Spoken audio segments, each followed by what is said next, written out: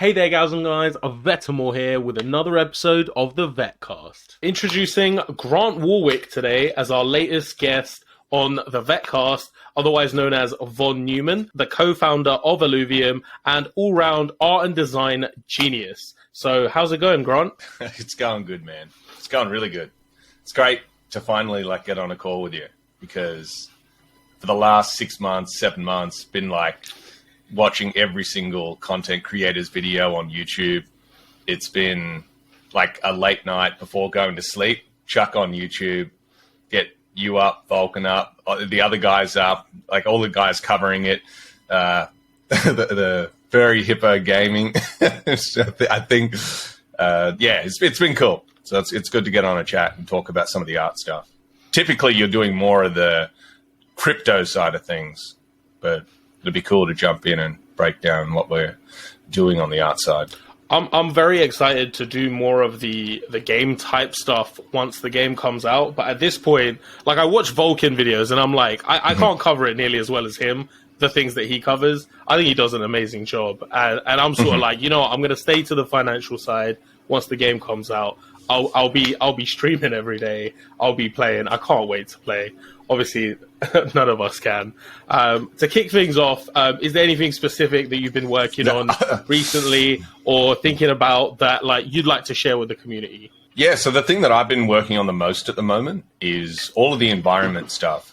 We went through a phase early on where, from my perspective, the game's broken down into the auto battler, the environment, and then all of the promo stuff, trailers, NFTs, and things like that. And my job revolves around kind of each one of those things. And I've got to I can't just spread myself too thin. So I'll put myself on one thing, then I'll go to the next, and then I'll go to the next. And it kind of just balances out over time. So right now, the big thing that I'm working on is making sure that the environment team is polishing the levels in a way which makes them look AAA and has solid compositional baseline across everything. Because we spent the first 9 months now making all of these assets, thousands and thousands of assets. And before you go in and create the environments, you need to have that library to work with. And all the blockouts are done, and now we're going in and set dressing. So that's what I'm working on at the moment. And that's why I've been sharing and doing streams and things like that, specifically on the environments. Yeah, I think you've been doing an awesome job with engaging the community recently. I think it's really cool. To get a bit into your personal journey, what have you learned about yourself through the process of creating Illuvium? I've learned that it's always better to have a team than to try and do everything yourself. That has been my kryptonite in the past, not having help. You need, for me to get help with the career path I've taken, you need to work with the best artists in the world. Otherwise, it's not a team. And how do you put together a team without huge sums of funding to do it? So for me, it's just been a playground, basically. It's I said very early on to Kieran, when I thought he was quite literally insane and, didn't know what to think. I was like, dude, you've had a lot of get rich quick schemes, but this is by far the most stupid. And he was like, dude, I will get the money. Just, can you do it? Can you do this? And I was like, yeah, but you're not going to get the money. And he just goes, okay, well, if I get it tonight, will you do it? And I was like, obviously, but you won't. And he did. He got it. And so for me, the thing I've learned is I've gone my whole life going put together a studio, build a game with Aaron and my brothers. We were always talking about that. And so it's been on our minds. And then finally to get here and have this huge AAA level funding where I can go on ArtStation for a week straight, all day, every day. I've got 5,000 tabs open up on Chrome, Firefox. I got emails, LinkedIn messages, ArtStation messages. And to me, it's that feels like buying a Lamborghini, going out and finding artists who are the best in the world and trying to get them. If I can get an artist who's really good and who's got that AAA experience and, has stuff in their folio that other people haven't have, that is a new kind of fun, I guess you could say. It's a weird feeling I've never had. So that that, and also learning how to not burn out. You know, knowing that, like, if you put the groundwork in early and having, like, had Aaron not been on this project, I would have burned out by now. You know, there's no way. Like, the amount of hours we're doing, you need organization. And so the other thing I've learned is that, you know, always work with Aaron because he keeps things sane and he keeps things bad. People will never understand just how much he has done to make this thing not crumble. And not only not crumble, but like actually be more efficient than probably what a lot of studios are doing.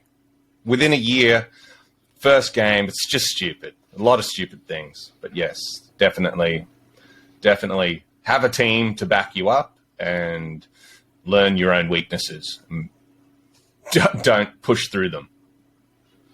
100%. That's actually one of the things that I love about this project, which is like the evolution of it. As you said, it sort of like started as Kieran, one of Kieran's get-rich-quick schemes, and it was initially like this 2D game. It's going to be pretty basic. And what I love is that over time, like one of the reasons why some of the like early timelines that were set, like I think the game was meant to come out literally like end of last year originally, and the reason why these like setbacks have taken place is literally because it's evolved into not just being a 2D game, but being a AAA game, and not just being a AAA game, but being sustainable for the long term, for the future, to the point where you guys are committed to like the next 3 to 10 years, ultimately, to just be creating a complete gaming studio. And I think that's an awesome journey overall. We didn't push the goalpost back. We evolved the goalposts into 2 trade towers and then had to figure out how to build them. You know, it's outrageous. How many times? Aaron makes jokes about it all the time. In Character Leaks the other day, it was like, if the question ever comes up, can we do the craziest, stupidest, hardest thing to do? We always answer yes. And it's like so many times I've had conversations with Aaron where I'm like, can we get this in? And he just goes, God damn it. God damn it. Because we just want to make the best game possible. You know, if it was up to Aaron and I and we could lock ourselves in a cave and not share anything and the community was going to be like sweet to that, we would lock ourselves away and come back with something outrageously crazy because of the team we have and everything. But I mean, on top of that, you've got crypto that evolves just as quickly as our project's evolving. And so you've got to, you know, evolve with crypto, and timing's everything. And we can't wait 3-4 years to get this game out. It's just not an option. And we don't have any, I personally think we don't have any competition in the space whatsoever. Doesn't matter. You know, people have said other AAA. I don't think we have any competition. I think we're way too far ahead now. And it's just being realistic with the amount of stuff we've achieved. But like, that is the justification for doing things quicker and not spending 5-6 years like a Horizon Forbidden West, because who knows where crypto is going to be? Who knows where NFTs are going to be? Like, if Facebook waited 2 to 3 years and got out this flawless next-gen Web 3.0 UI 10 years ago, would they have still gotten in, you know?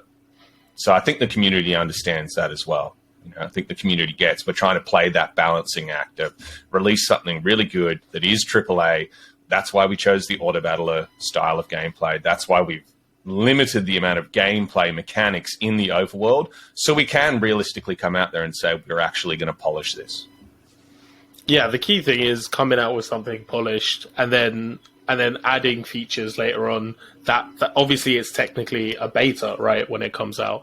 I agree that there really isn't much competition in the space, like on the level that you guys are going for, and there won't be for at least another year to potentially 3 years, where like actually some real high quality starts to come in.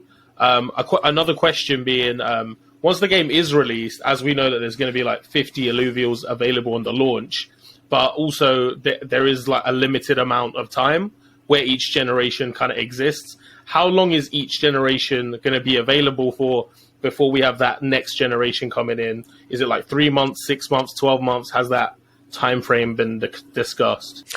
I mean, we've got ballpark figures. Like, we've thrown around numbers internally, like maybe once a month, but we only release, say, 3 characters in that month. Or it's once every 3 months, but it's 10 characters.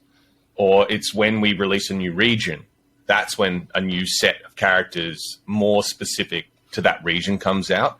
Remember, not only are the characters on a bonding curve, but where they spawn also depends on the region. And, we're not launching with all of the regions. And it just means that we've got ballparks, but we don't have anything concrete. I think there's so many unanswered questions about what's about to happen. We don't know how many people are going to be playing the game. We don't know how the bonding curve is going to play out. Are people going to spend more money on the marketplace, or are people just going to say, screw that for the first 6 months and just enjoy the game and do it themselves? I can't personally picture the mindset of someone week one just going in and just buying everything. Like, surely there's that curiosity there where people want to go in and play the game and see what the hype is about. And if the game's good, then that totally changes the way the marketplace works. If the overworld is more fun than what we're thinking it is, or less fun than what we're thinking it is, just so many variables. It's one of the good reasons why we're starting in an open beta. We're just like, I'm not scared about things like that, like the balancing of how the characters unfold, and because that might need to be balanced. The thing I'm more scared about is, like, on release, is the quality. Is it going to be polished? Is the quality going to be there? So then, at what point after release, approximately, will the original characters that were released be no longer catchable, and they'll be replaced by new characters that have been designed? Hard questions. Who knows? Who knows? I don't have the answer for you. I don't have the answer. I would assume that certain characters are running out of supply in the first 6 months. I'd say with the team we have and the amount of characters that we can get out, like, as everyone's seen, we've gone from 0 to 150 unique characters that have different limb amounts. All of these things make a difference, different VFX, sound, such a diverse set, like almost like by design, every character is as diverse as it can possibly be. We want to make sure that we've got the ability for people to get used to those characters and then fade them out slowly. As that bonding curve hits, we're going to see one character drop out first and then the next. And I think we have to internally decide on how long that after we see how long that takes, how many new characters do we want to bring in? If it's taken 3-4 months for only 2 characters to fade out, then the characters aren't fading out quick enough, because you want to introduce 20, 30 new characters a year into the game. So it is somewhat tied to the bonding curve, potentially, and the demand. Very hard question. Yeah. Yes. To the demand, and 100%. But those are very difficult questions. I think a lot of the questions that are somewhat difficult, like they're a lot of questions that people constantly ask me as well about the game. My answer is literally like, guys, like, we don't know anything until the game comes out, to the point where they don't even fully know, because the game needs to come out. We need to see what's going to take place, and then everything's going to become clear as time goes by, because then we can assess, like, how is this actually working, how are people interacting with everything, and all of that. Absolutely. Yeah. I saw a video from another content creator, and he started out in a negative mindset towards Illuvium. Like, how do these guys know that this isn't going to be a shit game, or if this is going to tank on launch, or if the tokenomics aren't going to work? So many things. And he was like asking those questions to the community, and then said he got this massive amount of backlash from the community because, as you know, the Illuvium community is getting a little bit cult-like, with the the hype and the want for this to be that project. And so anyone kind of asking questions that could be perceived as negative or putting a negative light on it don't get taken very well. And that's why I don't really care about that side of the community's thought or sentiment, because Aaron, myself, Kieran are the most critical people on the project, and we're asking ourselves those questions internally. How can this be a train wreck? How can this go badly? Like, what do we have to mentally prepare for day one? What do we have to mentally prepare for month 3? Like, reacting to the community. It's going to be this giant shitstorm where there's so many things happening at once, and you've got to mentally prepare for that. So a lot of the things that we don't know about, I'm not going to come out here and say, yeah, like we know exactly what's going to happen, because how can we? We just can make the coolest game we can and see what the hell happens. Like, it's exciting. It's very exciting.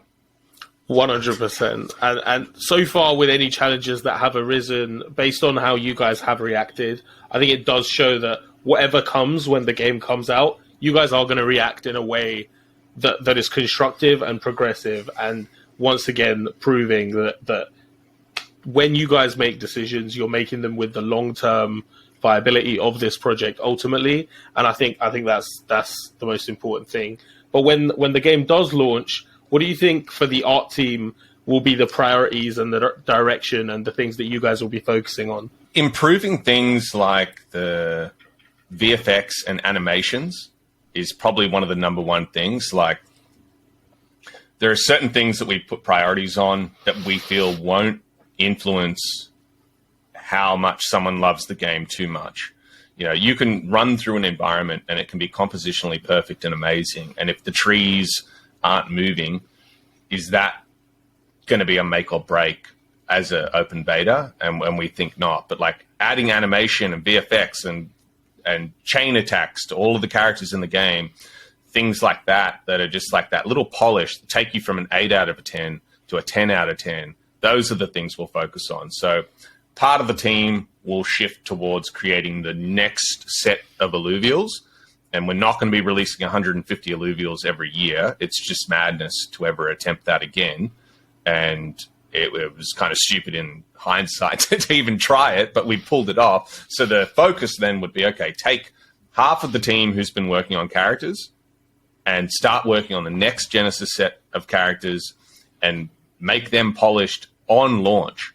Instead of spending, 3 waves of progression on them, get the base, then improve it, then polish it, and then finalize it. Just go 0 to finalize and say there's 10 new characters. And then the rest of the team, they'll be focusing on adding in things like better animations into the overworld. So many things we can do in that respect to improve the gameplay.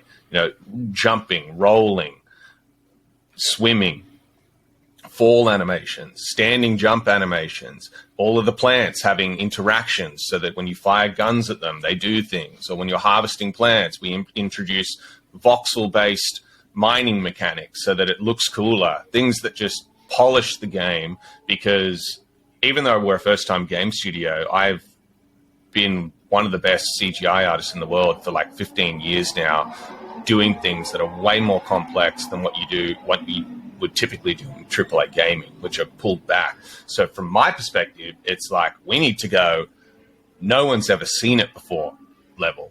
We can't do that on launch, but we can definitely, once the game does launch, achieve that result. With the team we have, we can do anything any other game studio in the world can do. I would say outside of like artificial intelligence-based like research and development, things like there's studios like Ubisoft, they have a team of scientists working on locomotion animations, and they're uploading stuff to SIGGRAPH. The SIGGRAPH is a yearly CGI and kind of gaming conference that breaks down all the latest innovative tech. And if the game's successful, you can bet your ass that's going to be one of the first things that I try and fill the gap in. But apart from that, we've got everything covered, and it's just a matter of time. That is brilliant. And recently you released a leak that was like some of the almost overworld type UI on like an obstacle looking course thing with the main character like flying around it. And one of the ideas that I had watching that, and I think I've heard Vulcan speak about it in his video as well, is potentially having like a main game, or not a main game, like a little side mini game of what if, like, is it possible potentially to have it as a side game to have like in-game assets of like different landscapes and different things, and have people design their own obstacle courses that the community could then play? Like, do you think something like that could be possible? It would have to be a mod, but I'm definitely not against it. One of the weird things about this game and the way it unfolded was I didn't realize we would start to introduce things like jump puzzles. But actually, when I was like 14 years old, I used to play Call of Duty 2. And after grinding that for a year straight, getting over it, you start going to all of those servers with weird, obscure mods on them and stuff. And there used to be a Call of Duty 2 jump server where it was like 64 people start, and it's the first person to get to the end of the level. And I kind of just like, because I was 14 and played a million games at that time, just forgot about it. And then as I was like, just before I jumped on this call, I'm running around doing set dressing in the environments. And I'm like, it's so weird that like I know what it takes to make this work. And from the player's mindset of like, how do they approach a scene and want to be able to figure out how to get places. But I think of all the mods you could create, that would be probably one of the easiest for sure. Definitely wouldn't be against introducing mods or something like that with some of the content. But like, if you were like, say, in the starting area of the game, and could there be like a little stool or something that lets you that almost lets you access side games and have community type games, and then maybe like, let's say 50 people enter a server with on a map that somebody's made themselves. There's basically like a mod type thing, and then maybe everyone like bets 0.01 ETH or something, and it's like top 3 take all or something, and have a race. Like, do you think that could get integrated? So you're basically saying, can we integrate some kind of Squid Game into Illuvium? Exactly that. Could it? It absolutely could. Are we focusing on that for anywhere near launch? Absolutely not. Like, from a priority standpoint, that's a 1 out of 10. I think the better thing the better way to approach that scenario is to give the community the tools to do it. You know, like one of the games I play, it's my favorite game of all time, Rocket League. They just have the 3 game modes and then allow modders to do everything. And modders do stuff like that. You know, they introduce wacko puzzles and introduce a whole bunch of stuff. And then it's outside of the devs' minds. And, you know, we've got so many things to focus on, jumping puzzles and stuff like that. Like that little level we created was purely to test out the gameplay mechanics. And actually, I brought that up to Alex, who's our lead animator, the other day. I was like, hey, like, what's the go with like getting standing jump animations or like rolling? And he goes, oh, dude, that like what we have now is like implemented by 2 people in like 3 weeks. Like, it's going to get completely changed. And I was like, okay, cool. Like everyone's so on top of everything, you know, and everything that looks good now, the community's like, yeah, it looks cool. To a lot of the team who are at the top of that, it's just shit. I said it in the live stream, like, we're running around and some of these things to a standard gamer look good. To us, they look terrible.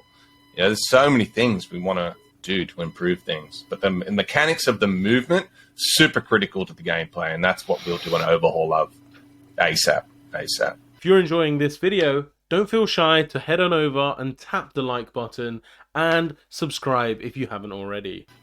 I'm definitely excited to see once the game comes out and we're all playing it and we all fall in love with it, and then to also compare that to potentially what it looks like maybe a year down the road when it's had a bunch more upgrades and a bunch of different things. And sort of on that topic,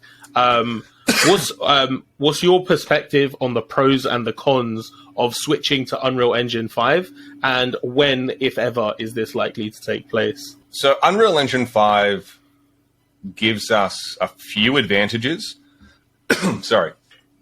It gives us a few advantages, but I don't think as much as what people might think. Like, Unreal Engine 5 isn't some holy grail, everything gets solved, and it's only just come out in a non-finished state. From the game developer's point of view, very risky to move. Aaron wants to do it because he sees from the art side the improvements that could be made. Like, I'm trying to make the best graphics ever, and UE4 kind of hamstrings you a little bit in that regard without losing real-time lighting and stuff like that. But also, some of the features that you get out of UE5, like the nanite and the real-time ray tracing, only work on static meshes as well. So if you've got plants in the environment that are jiggling back and forth, they won't react the same. And so we have these giant plant assets and libraries, and like those can't be made from nanite meshes and stuff like that. Aaron wants to do it. Aaron has internally said, let's get people testing UE5 and see what we can do. But I feel in AAA games coming out in UE4 for the last 5 years hasn't really caused any harm to those games or anything like that. And I'm going to be baking down the lighting that we're doing in the game anyway. So more than happy to get it out in UE4. And then if UE5 allows it, if there's no bugs, if there's no pitfalls to the engine that pop up, and they can, trust me, I've been upgrading software for 20 years now, and sometimes one update, that's it, you're gone. And in game dev, it's very hard to go back. You know, it's like, what do you do if you move to UE5 and there's a crippling weakness in the engine that just screws over something related to the crypto or something like that? Like, you never know. So better to be safe than sorry. We'll update people as UE5 gets updated. Yeah, with a lot of new softwares and things, or even like new processors and different things, it's often you almost need like a year or 2 or 3 to pass for that to have been tested by their community, and then like it's worth adopting because it's been tested and like there's not going to be issues down the road, which obviously is the last thing that we would want. As another question, to sort of move things forward. What surprised you the most when it comes to the Illuvium team? How incentivizing artists totally changes their mentality and motivation. Because from the start, we had an idea. Like, Kieran and I have worked together before. Kieran has seen my mentality when it comes to interacting with other artists, and it's not a corporate interaction. You can't interact with artists the same way that you would crypto people or people in sales or people in marketing. It just doesn't work.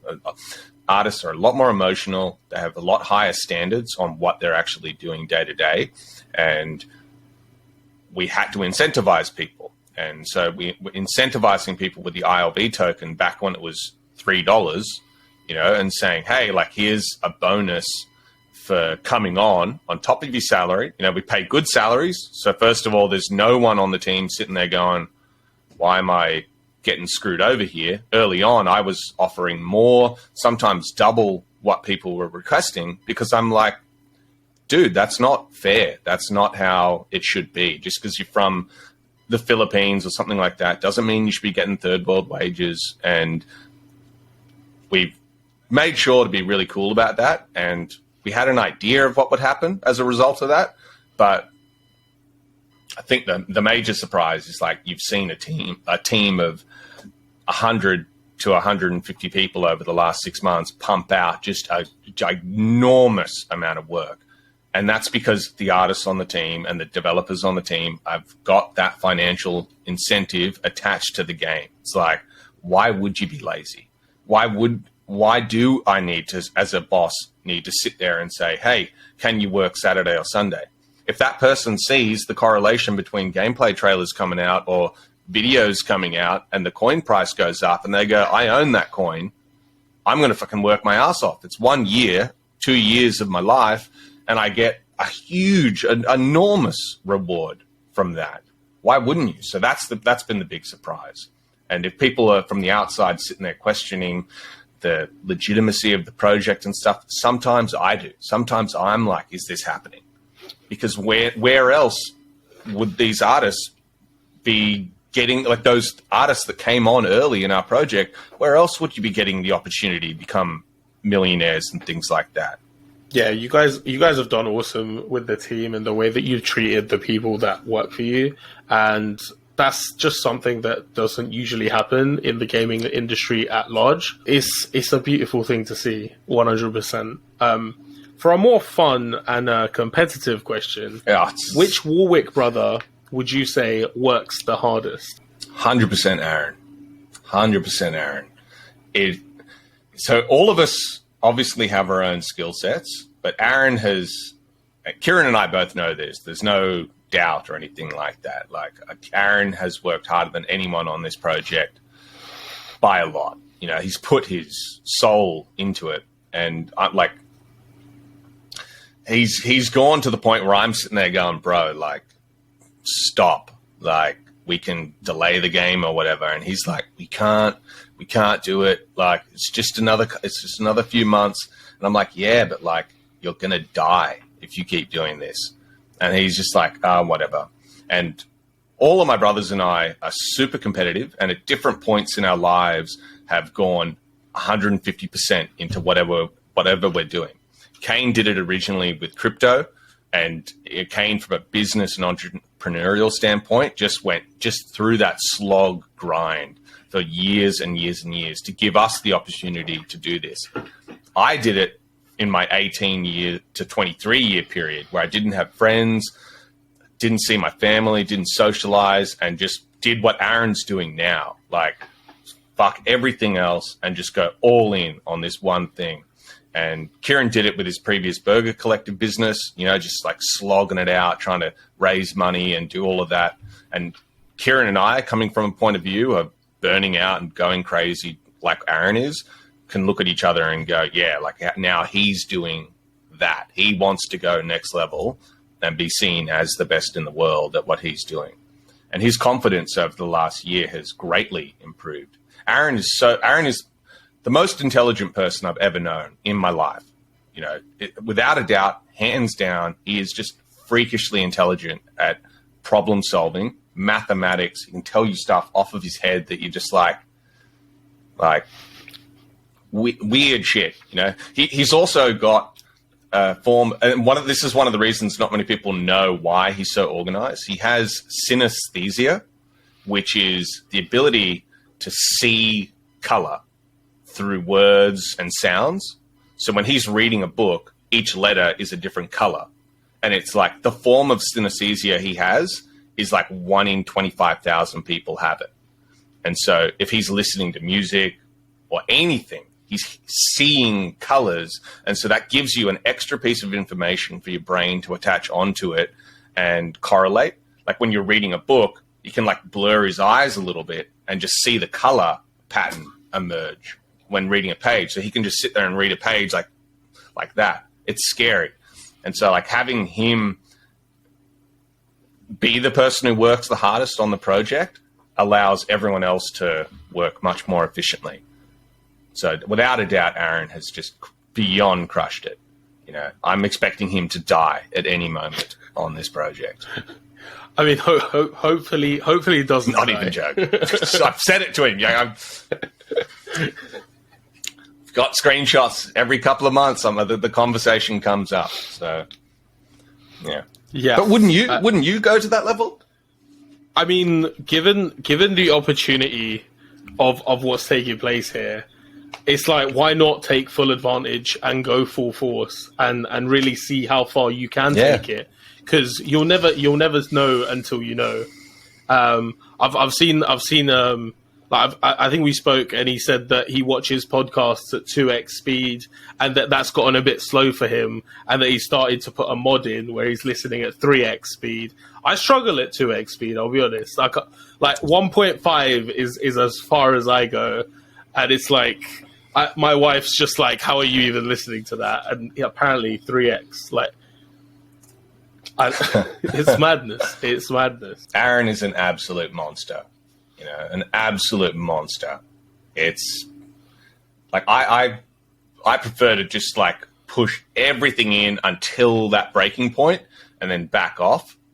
And he's just like a Terminator. He just doesn't stop. It's 7 days a week, all day, every day. You know, and how do you do that? Like, how do you? But he's doing it. He actually does it. And Kieran is more of the mindset of like, cool, he's going to find things that can have the most influence on the project and then like spear into that. So Kieran is like, I've said it from the very start, the way we balance out as brothers. Kieran will do things that have the most sharp influence in the project, come up like it was his idea to do the project in the first place. So, he'll come in and just peak like crazy and then dip out and then sit there researching or figuring out where to go next to peak. I will sit there with like a wave kind of pattern, where I'm just like coming in, working hard, fading out, working in, fading out. Aaron is just monotonous flat line, just always there grinding. Well, obviously, all of you guys are working really hard. The whole Illuvium team is working really hard. And the community has also been incredibly impressed with how difficult situations have been handled so far. But beyond wanting you to deliver, I've found it incredibly heartwarming also to see the community also caring about the team's mental health. How do you feel that you're all handling the pressure? In what ways are you all supporting one another as a team through the challenges that are arising? I don't feel any pressure on the project. Very big difference between stress and pressure. The stress comes from needing to actually do it. Like you can say to a fighter before a fight, like, are you stressed? Sure, but they're confident. They know they're going to do it, but it's still stress. And so I don't feel pressure. I know that we're capable of pulling this off and doing it. And we've been super transparent, sharing that every step of the way because we're proud of what we're doing. So internally, the other thing, I've said this in other interviews, the artists on the team don't get given deadlines because they're incentivized, and why wouldn't they do it as quick and efficiently as they can?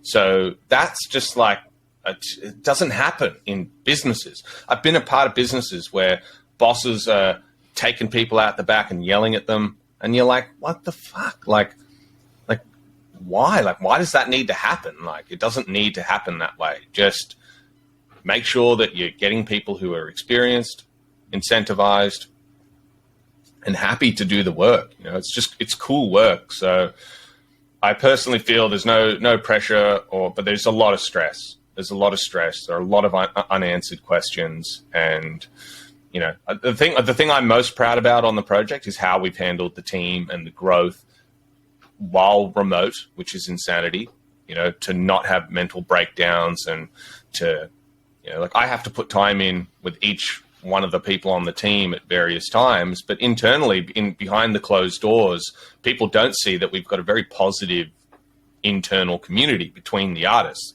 Sometimes artists will jump in on another person's chat and offer advice if they see something that could be improved, and it's always taken positively. We've made sure that the artists, like, sometimes what we're doing is a bit of a grind, and you might get stuck in a pattern of just doing the same thing over and over. Model this plant. Okay, now you got 10 more to do. And so I've been coming up with ways to kind of give artists a break from one thing and jump onto the next. And one of the things we are doing to facilitate that is doing these statues for the community, because, like you said, the community has been amazingly supportive, cult-like, ravenous. It's awesome to see, and I absolutely love how the community is and the positivity and all the hype for the game. But hopefully now we'll get all the artists to start producing statues. I just ordered a massive Form 3L printer, and so we're going to be doing giveaways of actual physical signed statues that have been hand painted back to the community. So, yeah, we do have a part of the community is 90% of how we can get through the grind and the slog without really overthinking things. It's just always there. Another day of hype, another day of content creators blasting out stuff that we release. So everything in this game community happens so quickly.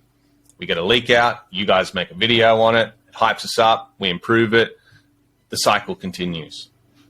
I think it's really good to hear that you guys have created the environment that you have for creators within your team.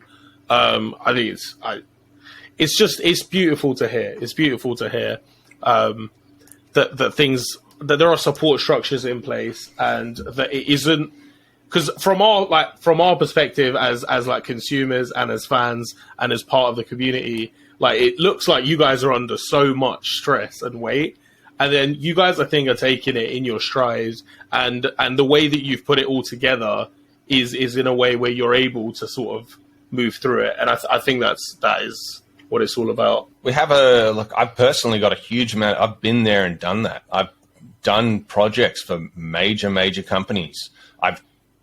My tutorials that I had in my previous business have been picked up by companies like Apple, who then go and use that knowledge to do their marketing and stuff. Like, I've been around all of the biggest companies doing work, ultra high-end, high-quality work for a long-ass time now, and nothing phases me anymore. I blasted out game art covers in 2 weeks.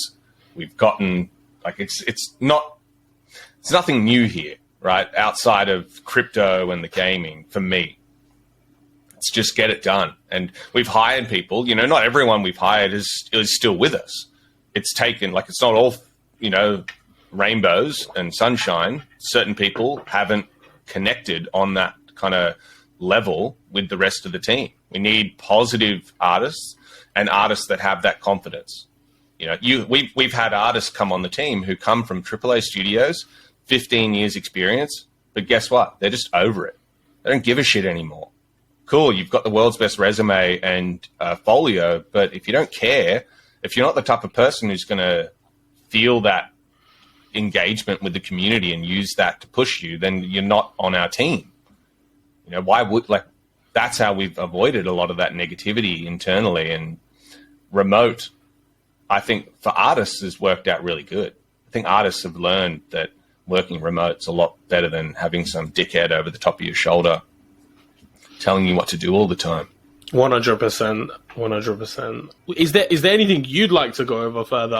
There's a lot of stuff we're working on at the moment that is going to be coming out shortly. We've got, at the end of the day, 7 regions to release in the final game when it comes out of beta. And we've started collaborating with more outsourced studios. We kind of hit a point where now we're at like 184 people internally, which is like, what? Like in a year? But we've got tons of outsourcing studios that are helping us now. So that's one of the cool things. We've offloaded some of the environment work to them, given them the base assets. And over the next, I'd say, 2 months, we're going to see more updates on the different regions in the world, because one of the things that people might not realize is the whole art direction for the game was meant to be each region is like a different style of Pokemon box. Remember back in the day, you had like different types of Pokemon deck or boxes that had different types of cards in them. Each region is meant to be like that. So the diversification of the environments is going to start to show over the next couple of months. And on launch, we're expecting 2 or 3 regions? 3 regions. 3 regions in Sancta Mesa. We got Brightland Steppes, Crimson Waste, Halcyon Sea, and Sancta Mesa. And right now, one of the things I was working on yesterday was the Leviathan Arena live streaming. That's one of the things I've been doing quite a lot. So if your guests are wanting to kind of follow along the game more closely, every so often I go through these waves where I'm doing streaming, and that, thanks to Andrew now, I had a video, is going to be more prominent. We're going to try and get more of the artists on the team to share what they're doing, because it's just cool. Why wouldn't people want to see some of the stuff we're doing? And for anyone listening, like, where can they find those live streams? So we're going to be announcing them on the Character Leaks channel within the Discord, but we've also got our YouTube channel. So if you go subscribe to our YouTube channel, I've been doing unlisted streams just to get things rolling. But very shortly we're going to be doing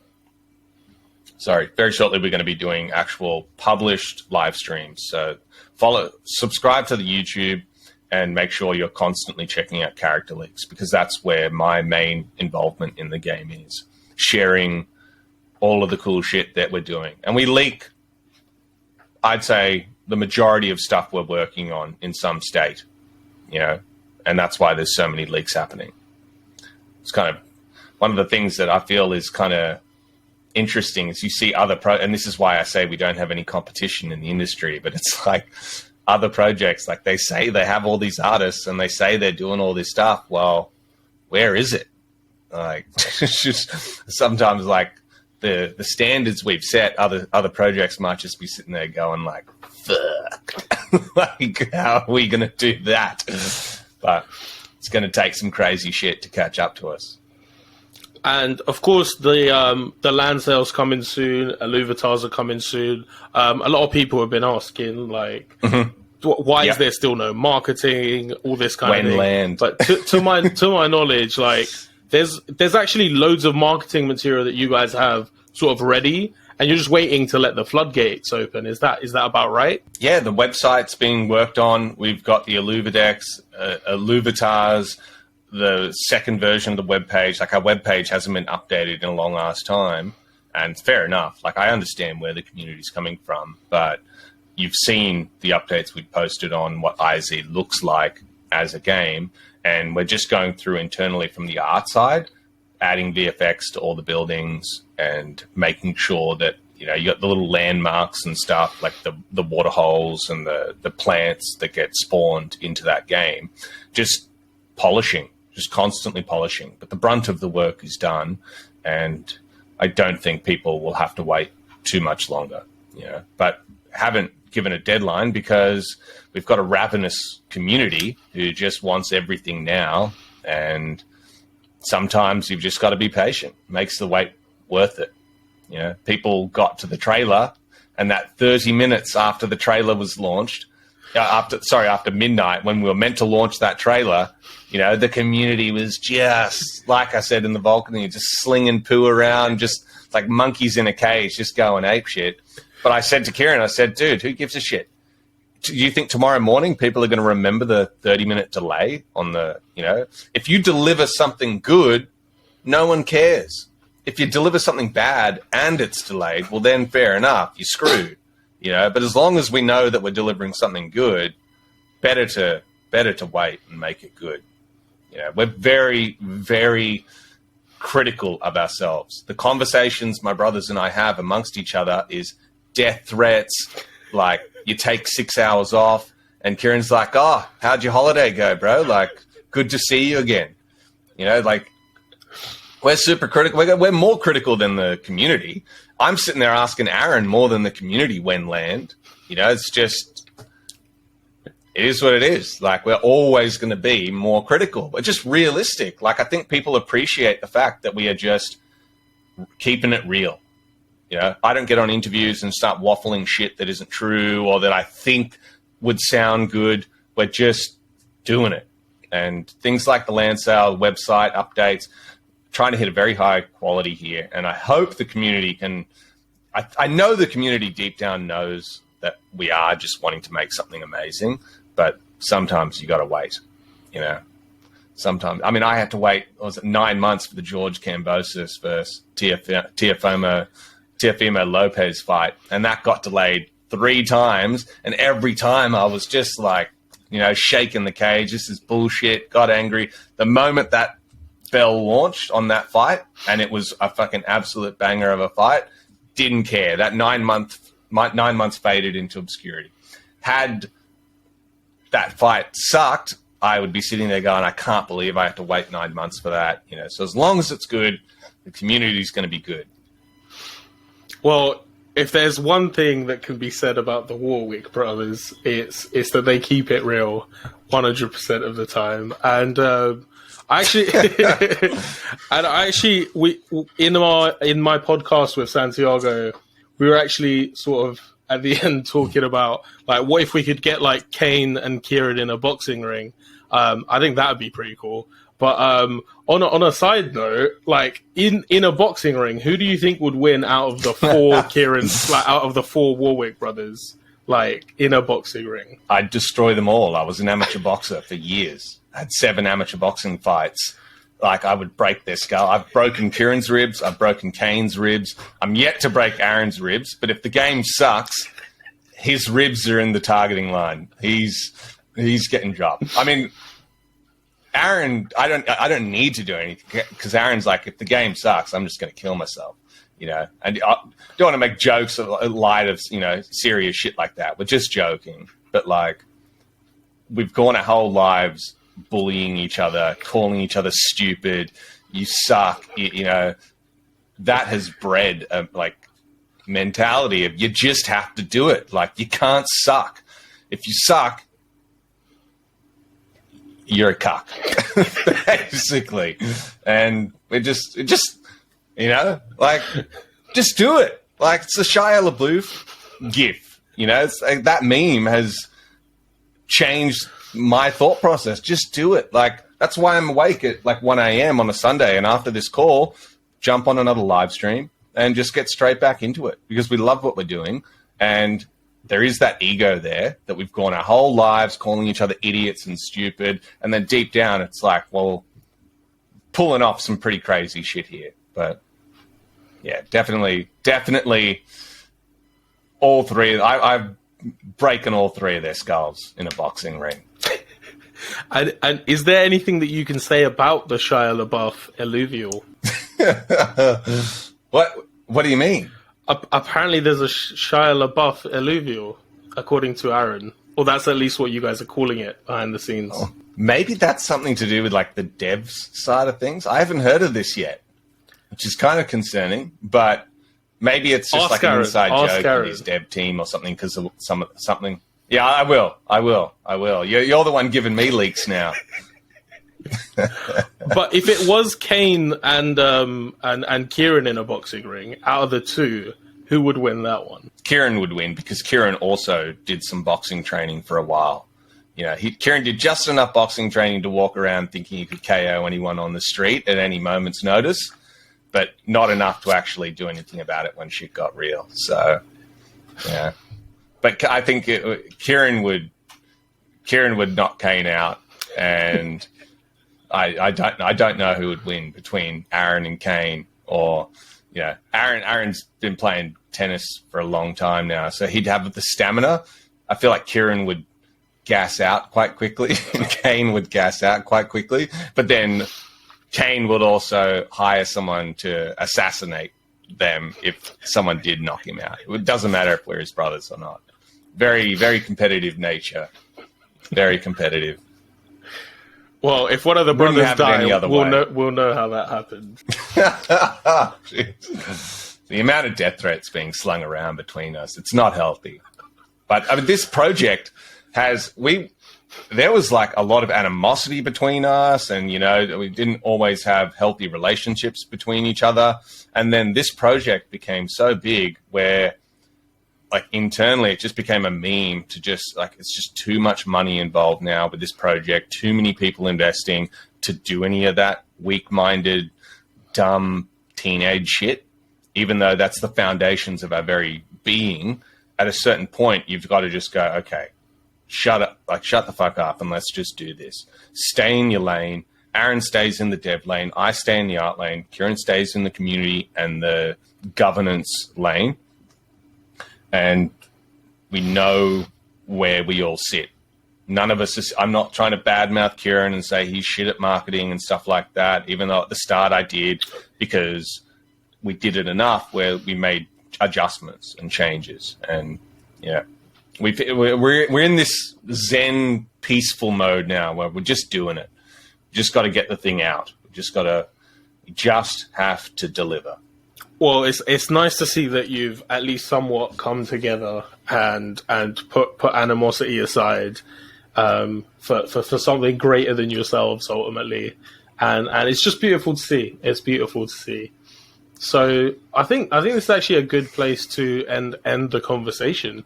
What do you think? 100%. And I think if there's anything big that pops up, say, as we get closer to the land sale or land sale news comes up or the game comes out, we should jump on another call again. And I think it'd just be good for you to break down some of the more art-related stuff. Like you said, as soon as the game comes out, you're going to be jumping into the actual game itself.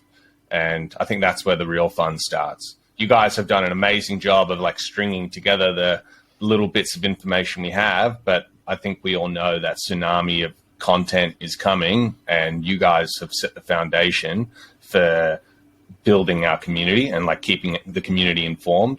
A lot of the times people would prefer to watch you than go to a character leaks chat every single day. So it's been not just with my brothers, with the community, with you guys as content creators. It's been amazing. And like I said, I watch all of you guys' content. So this whole thing that's emerged from Illuvium, this cult, if you will, it's been very beautiful. Very beautiful. The Church of Squeeze. And to anyone that's watching that for some reason hasn't joined the cult, the links to the like the YouTube channel, the Discord, and everywhere else where you can find the cult, it's all going to be in the description. So definitely head over there, and we'll see you guys on the other side. Grab a pitchfork and join the mob. But thanks very much for having me, man. I really appreciate it. Thanks for watching, guys. I'm Vetemor, you're the future, and I'll be seeing you guys there.